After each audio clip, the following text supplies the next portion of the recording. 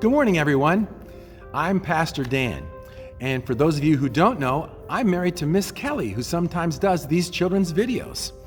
Now, do you remember a few weeks ago when Miss Kelly showed you about walking our dogs and how different they all were?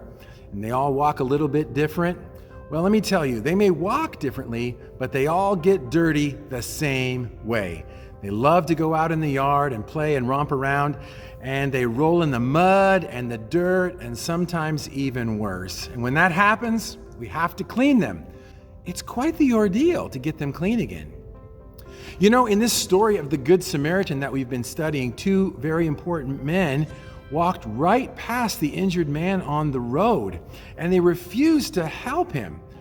You know, and some people think that a reason for that is they didn't want to bother getting dirty. You see, in their culture, if you touched somebody who was bleeding or even worse, well, then you were unclean.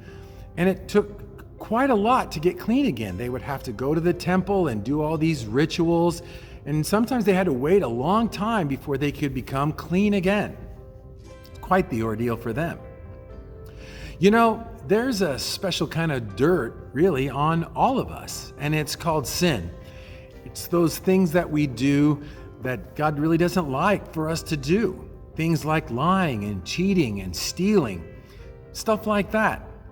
You know, in the Old Testament, when people had that sin on them, they had to do a special thing to get clean again. It was called make a sacrifice. They had to make sacrifices and continually make sacrifices all the time in order to get clean again.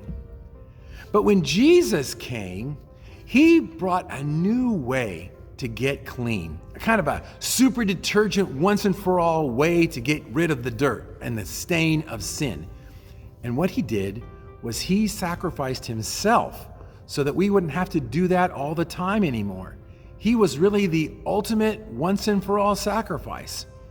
And so when we accept that Jesus did that for us, that he took away our sin by sacrificing himself on the cross, by defeating death and rising again from the grave, then it makes us clean again in God's eyes.